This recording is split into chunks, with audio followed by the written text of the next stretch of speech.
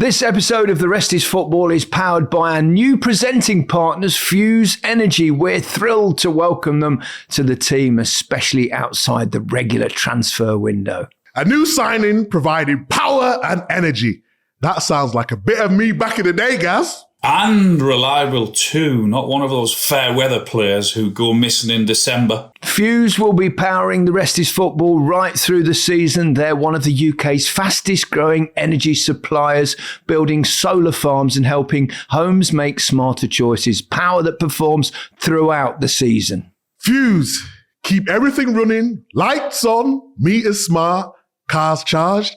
A full squad you can count on. And when you sign up for their fixed rates, your energy prices hold their shape, even as the nights turn colder and the title race heats up. The season is long, but with Fuse, the energy never drops. For more information about energy that hits the top corner every time, head to fuseenergy.com/football.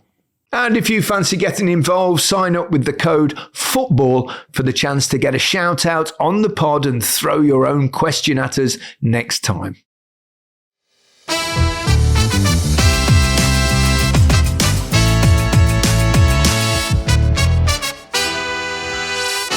Hello and welcome to The Rest is Football with Alan Shearer and me, Gary Lineker. We're going to talk a little bit about international football in the first half and then answer some of your questions that you've sent in the second half. Alan, you're clearly back at home from Barbados. I suspect there's a slight contrast in the temperature. Oh my God, it's absolutely Baltic, covered in snow.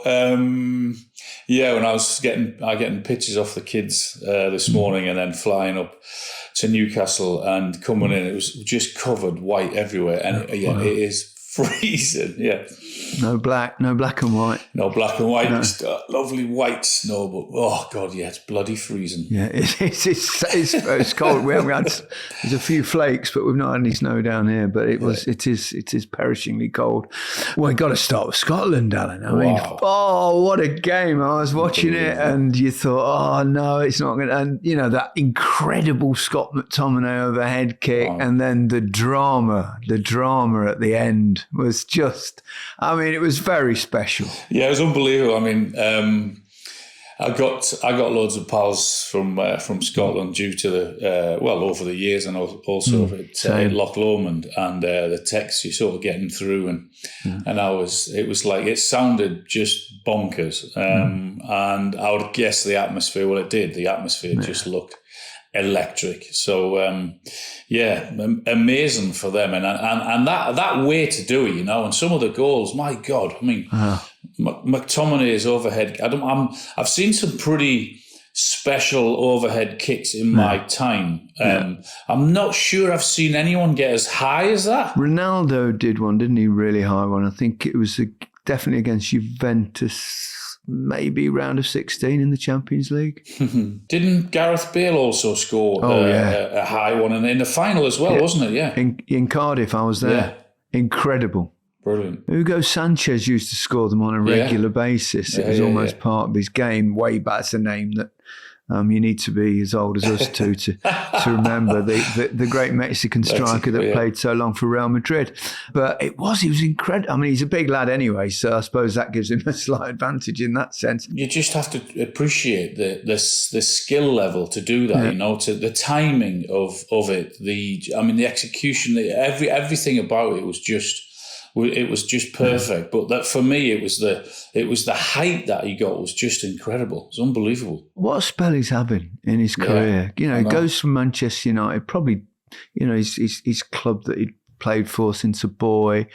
And then he was probably, I mean, surely they must have seen the talent that he had. But I suspect he was sold because of the PSR rules, and you get, you know, bigger advantage because he's a homegrown lad, which strikes me as absolutely wrong. Yeah. Same as Anderson at Newcastle, Allen. Absolutely. We've had one or two at Leicester as well, Dewsbury Hall. Yeah. You end up having to sell your local lad that comes through, your best talent, but that, I mean, it's a bit of a sidebar. But McTominay, I mean, crikey, he's like a hero at Napoli, and he's a hero in Scotland, and he's now going to play in a World Cup. It's the first time for a hell of a long time that for 28 years when they played that was in France. Yeah. So, I mean, brilliant. And to win the group and not even have to do it via the playoffs. But that late drama, I mean, the goal, obviously, from Tierney, slight deflection, yes, but maybe it would have bent in anyway. And then the winning goal from McLean from the halfway line. I mean, what? Well, if you're going to do it, you might as well do it in a special way. So, I mean, the 3 goals on the night were unbelievable. I mean, very rarely would you get 3 high-quality goals like that in one game. Yeah. But to do it of a game of such importance, when it means so much, when you got everyone so gripped, I guess, you could just see by the reaction. You can see by the players in the dressing room, the fans in the stadium, the fans afterwards with the text message that as you said, we've all been getting. So so they should. It's they've been starved for a while, haven't they? So you can understand that they're all so excited, and I bet they just cannot wait for the draw. And then of course see what happens when they get the draw, and then they'll just flock to America or Canada or Mexico, won't they? Wherever so it is. Just Lemon, it'll be a great occasion for them. I mean, I know that the feelings are not necessarily mutual, but I know, but it's better. I think a isn't lot it? of us genuinely in this country, in England, want Scotland to do well. Not if we play against them, obviously, to that extent, but we want them to be in the world. I mean, I don't think it would be the other way round for obvious reasons, and I totally get why. But I just thought it was. I mean, I jumped out my seat when I saw that happen. And it was just fantastic.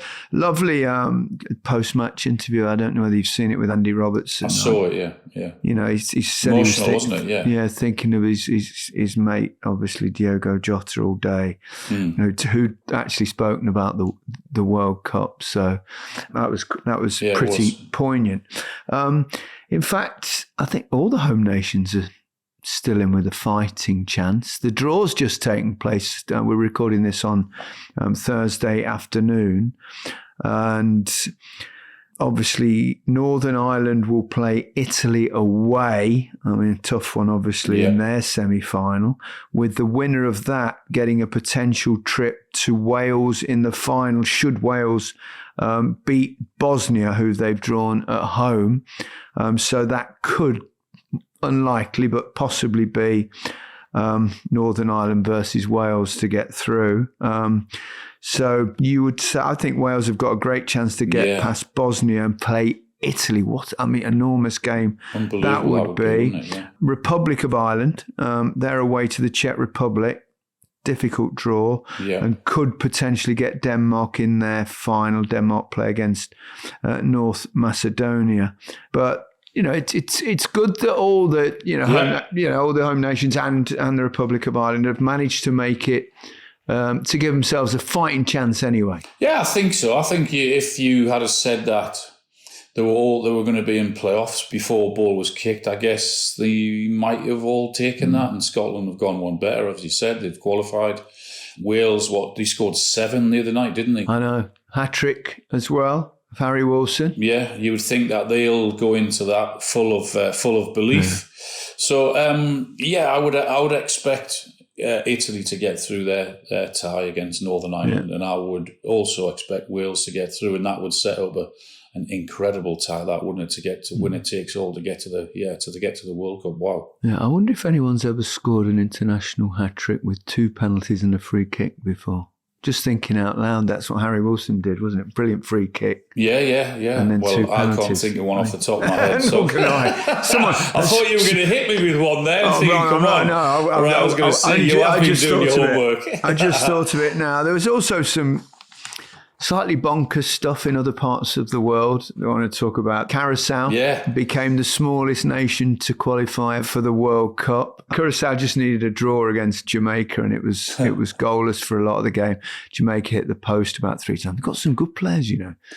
Jamaica. You would I saw. Didn't Steve McLaren resigned after the game? Yeah, I did watch the highlights of that game, and it looked absolutely bonkers, didn't it? It was crazy. I think there was meant to be 6 or 7 minutes of injury time. And it went into, 11 or 12 or something like that. And he then gave a penalty and VAR overturned it. And there was three times it hit the woodwork. It was just, crazy scenes. The weird thing is, I know he's resigned, but they're still in the playoffs, Jamaica. Oh, I didn't realise that. Yeah. Oh, really? That's why it struck me as so odd. Not, he read he'd written something very quickly, I'd imagine. I don't think, unless he had it pre-prepared before the game. But, I didn't realise that, guys. No. Okay. Yeah, they've still got a chance to go through. It's an odd one, really. Do you know it's the coach of Curaçao? No, I don't. Dick Advocaat. Remember him? I it's do, funny how absolutely, they turn up in these places. Wow. He became the oldest coach, who will become the oldest coach to World Cup. 78 years old he is, beating Otto Rehagel's record when he was in charge of Greece. He was 71.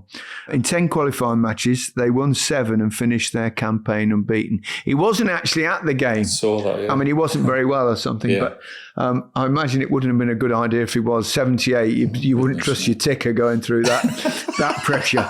I saw the reaction of their players as well, and they all sort of fell to their knees. You can imagine the euphoria incredible. That they're feeling. Yeah, I mean, what an achievement for them and for Dick Advocaat, who former Sunderland manager, of course. Alan. Yeah. Holland, wasn't he? Holland as well, manager. Yeah. Right. Let's take a little break. When we come back, you've sent us in lots of questions, so we'll endeavour to answer as many as we can.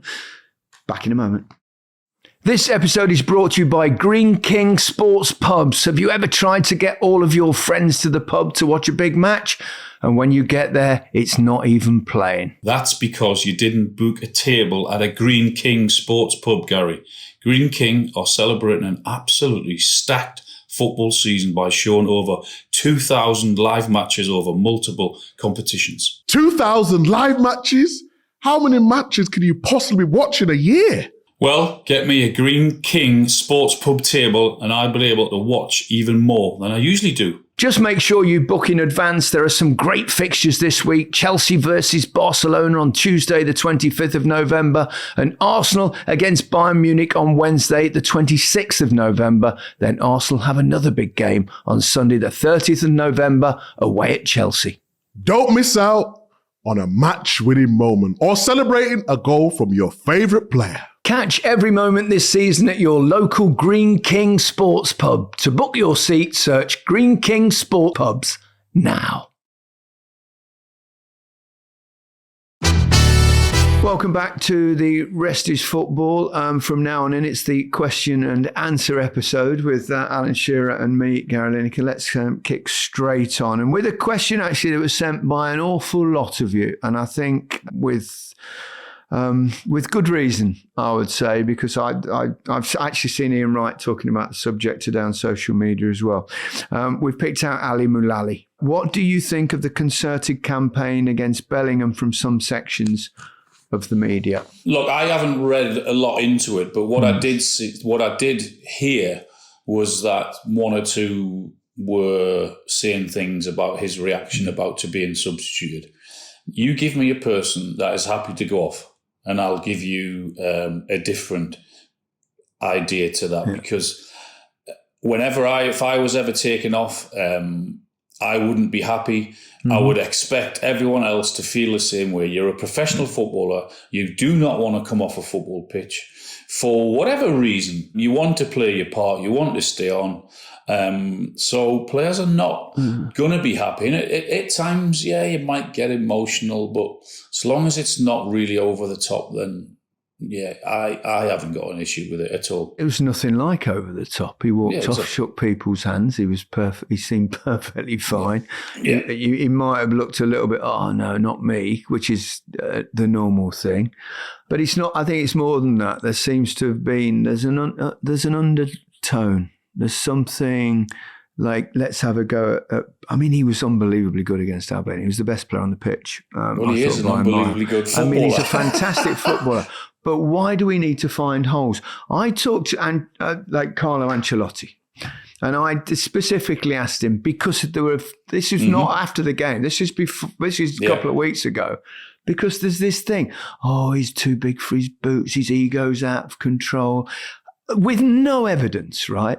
Zero evidence of any of this beyond the fact that he's clearly an ultra-competitive guy. And people saying the odd thing that don't really know him. I mean, I don't know Jude Bellingham. And he might be difficult. I don't know. I suspect he's not. Every time I've heard him speak, he's very eloquent. He's very intelligent. He speaks really well. Ian Wright said he feels there's racist undertones, and I understand where he's coming from, because have you ever heard anybody talk like that about Harry Kane? No. Because, no, and has Harry Kane ever done anything to deserve that kind of criticism? No. But I would apply the same thing to Jude Bellingham, that he's not. I mean, I think he might have had a camera crew with him during the European Championships or something, but that would have had to have gone via the FA. And I can't see anywhere where I've read that there's actually any material evidence. I mean, great footballers are ultra competitive. They probably don't like losing. They might, you know as well as I do, you might say things in a dressing room, or sometimes he may or may not have done that. But I'll go to other people. Marcus Rashford, I think, gets criticism, as well about, when if he's feeding the kids, like for a while it was all great, and then that was the reason that his form had slipped for a little while, and then he needs to concentrate on this, and then he sends videos of himself training really hard, and people say, oh, it's just all bullshit and all this, and you just go, is it? And then Raheem Sterling, he had it terribly, didn't he? Bought his mother a house, and said, look at this flash footballer. But I don't see that directed possibly at white players. Now, I know sometimes someone like Ian Wright, and he can say it, and I think it's important that he says it, but I think it's more important that sometimes we recognise that, and it's probably unconscious racism, I would say, hopefully. But I just don't get the Jude, but I can't think of any other realistic explanation. You tell me a really top player, like he is, that hasn't got an ego. You've got to have an ego to be that big. You've got to believe in yourself. You've got to, you have to have that. I don't know. I guess it also, there's a part because of Thomas Tuchel sort of leaving him out when he wasn't 100% fit. That was sort of viewed upon as to sending a message to him. Again, I would say if he did that with Harry Kane, no one would have said anything.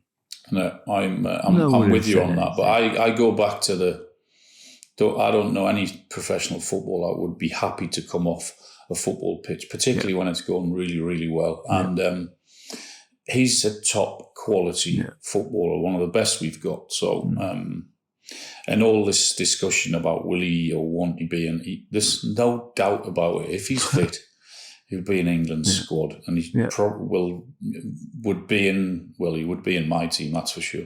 Be in anyone's team. I think any team in the world is that good. Which moves me on actually to Mark Edwards' question. When Tuchel was appointed, I was a little disappointed that we'd chosen a German manager. Fast forward, and I can see that he is moulding a squad that gets picked on merit, and I'm excited for what we can achieve next year. What are your thoughts? Yeah, I would go along with that. I think what he's sort of created already in the squad is that if you play well in an England game and you continue that, then you'll still be in the team come the next England game, i.e. Anderson. I think he's a really good example of that. That's what I like about him. I don't think he won't take any shit from anyone. Fine. Really admire that. He's done it, so you can't argue with his decisions. He's experienced. But yeah, it's not now. It's all right for us all saying, yeah, great, it's all going well, and we've maybe been in this position before, but we know, and he will know, he'll be judged on what happens in June and July, not now, because we've been but we can be encouraged. Yeah, absolutely. We like Yeah. what we see. We like his attitude. We like the team's attitude and the buzz that they're sort of bringing to the national team. So at the minute it's all very, very positive, and hopefully that will continue. And he's doing a really, really good job. He's making the right noises in terms of the way he's saying the team is, we've all got to be together, we're all as one, because he knows that he's going to have to leave a lot of players out. And the nature of the media and the nature, and we do it ourselves. You know, you tend to focus sometimes on the player that's left out. Now, there's going to be a lot of that. But perhaps, certainly before the tournament, I go back to the Bellingham thing. Let's not knock before we go. Let's judge what we then give our honest opinions about what we see on the field of play during the World Cup. If they're not up for it, you can be critical as long as it's not personal. And if they're doing really well, yes, please. Yes, please. Because we all desperately want us to do well. Yeah, it's a better tournament for everyone. It's better. You can enjoy it more. We can enjoy it more as fans, and when we're working there as commentators or pundits or presenters or whatever, it's so much better for us when England are winning. Right, Rick Kiddle. Do you think the qualification process for World Cup and Euros needs a fresh look? This qualification campaign with the quality of teams in our group was a completely pointless exercise. We've had no real test and we'll have 2, maybe 3 games prior to the World Cup in order to prepare. Someone else asked a similar sort of thing. Do you think the World Cup Euros, this is Matt, qualifying should take the same format as the Champions League? Top 22 countries by FIFA ranking qualifying and so forth. I suppose you could actually do it. I would say the top rated teams maybe all playing in a league, and then the certain lower levels play in a big group stage. The kind of the Gibraltar, San Marinos, and which brings me to the point of San Marino. I'll quickly mention this. This is how absurd that some of the qualification things is. All right, we've come to a situation. It would take 10 minutes to explain the reason why San Marino can still qualify for the World Cup. They're not going to, but they could conceivably still qualify for the World Cup or make the playoffs for the World Cup, even though they've lost every game and been smashed in every single game. And the only way they could conceivably get through is if there's a couple of results that go in their favour, to mean because they won their group in the Nations League, a group that involved Gibraltar and Liechtenstein and them, because they won that, they will have a chance to go into the playoffs if certain results happen. But the only way they can do that is by losing their game against Romania, because Romania are one of the teams that they need to win and lose by a hell of a lot of goals. I mean, how has it come to this? No. So they do need a rethink. And I think to try and get them games. I mean, the Nations League was a bit of a rethink, wasn't it, in terms of trying to get friendlies more competitive. But I think qualification too. So maybe a seeding system where there's, the lower groups. I don't know, because we've come to the bizarre situation where there's a serious possibility that Italy will fail to qualify for the next World Cup. Now, I know we all know the rules before they set out, but prior to their last game, and they'd already been knocked out, barring some kind of miraculous win against Norway, they'd won 6 out of 7 games, or 7 out of 8, whatever it was. And now they're in a playoffs. Whereas, you're seeing other teams like they've got much better possibilities in other parts of the world. But I think that's Europe's problem, because Europe's so big and strong. Maybe that league format thing could work if there's a way of doing it, because you'd need at least 8 games each, wouldn't you, really, like they do in the Champions League. And you could probably do that over different I'm also spells. Not a huge fan of it going to 48. I mean, we know why, financial reasons and all of those things, from, 32 to 48. Yeah. So there are positives and negatives to that, aren't there? Absolutely. The positives is it gives people a chance to play in the World Cup that would never ordinarily have a chance to play in the biggest tournament in world football. The downside, of course, is that it'll be there'll be some games that are a complete whitewash. They'll in the World Cup and make it. But anyway, we'll see how it works. Is there also, guys, that, I mean, when you look at Sweden in their qualifying group, I mean, Sweden are now in the playoffs. I think they got Ukraine, is it? I think they did. In the playoffs. So they've been dreadful in the playoffs. I think they finished bottom of their group, but because of the Nations League as well, they get a chance to go through in another playoff. It's all slightly bonkers at the moment. It definitely needs a slight rethink because you can't have a situation. Now, I know even if San Marino win, I know even if San Marino lose by a lot of goals, they'll go in the playoffs and they won't go through because San Marino just lose. They never win anything. But once one game in every however many years it is. So, but if you've got a format where that sort of thing is possible, then it definitely does need a rethink. Let's shift it domestically slightly, Alan. And there's 2 or 3 questions aimed at you for obvious reasons. David Brown, at what point does Eddie Howe become under pressure if Newcastle league position and away form does not improve? We know the rules of football, guys, but I mean, surely he's got money in the bank. He's got so much in the bank. I mean, what he's done for Newcastle when others couldn't do it. When you mention some of the brilliant managers that Newcastle had, then no, not for me, not for a long time. I think the board will not panic. They will look at what he's done in the past, and they will look at their Champions League form. They will look at they're already in the quarterfinals of the Carabao again. Yeah, the league has been, particularly away from home, have been disappointing.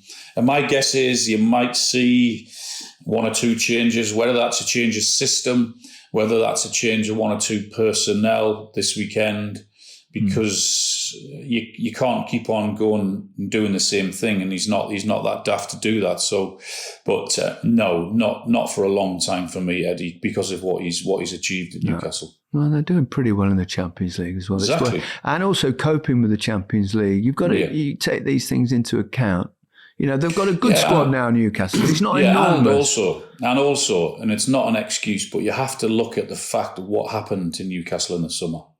Yes. What we've always seen with Eddie is his team has always had great energy. Now, that's going to be slightly changed because of personnel they had to bring in for the reasons we know, the Isak situation. Yep. Wissa hasn't been able to play yet as well. So for all of those reasons, then that's why Eddie Howe should and will be given time at Newcastle to get their league form right. There's no doubt in my mind. I think any talk of that is ridiculously premature. Ridiculously premature. It's stupid, yeah. Here's a very important question from Dave Lawson.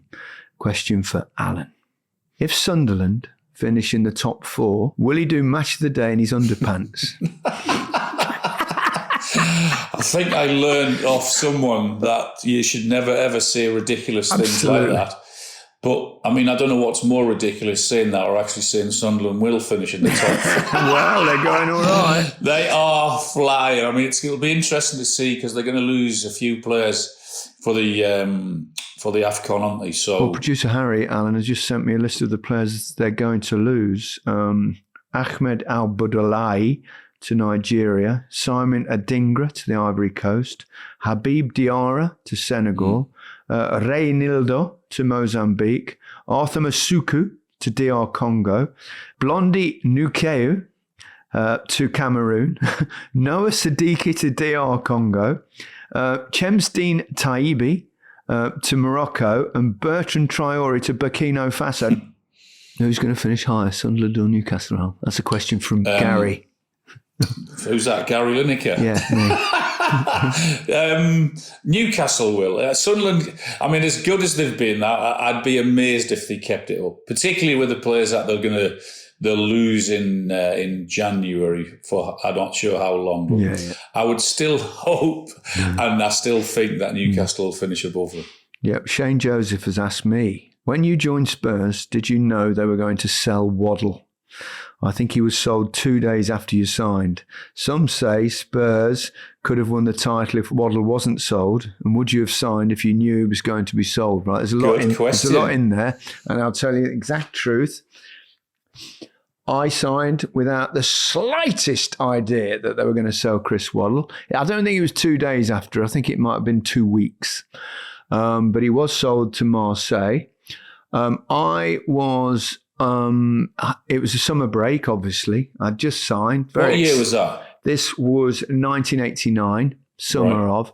I was very excited at joining the Spurs of, Gascoigne and Waddle, and lots of other good players. And I thought, this is amazing. I had a great on-field relationship with Chris Waddle. Yeah. I was on the beach in holiday somewhere, and I got a call from my agent, and he told me, Chris Waddle has just been sold. They've got financial problems that have been discovered in the Irving Scholar era, and they've had to sell him for 4.5 million quid, I think it was. Wow. And it completely ruined my holiday. It was like, I'll tell you what it was like. It was like someone stealing 10 goals a season out of your pocket. Wow. Because that's how good Waddle was.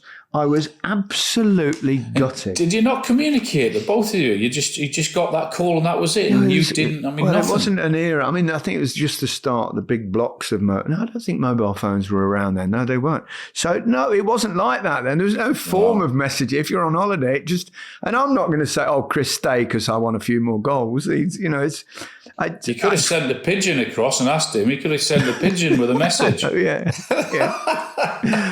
On that depressing note, I mean, honestly, to this day, I still scored a few goals, obviously, but with Chris. Yeah, definitely scored more with him in there, because what a player he was. What a player. And he was brilliant at Marseille, I have to say. Yeah, but anyway, we'll call it a day there. So thank you, Alan, and goodbye from me. Goodbye from me.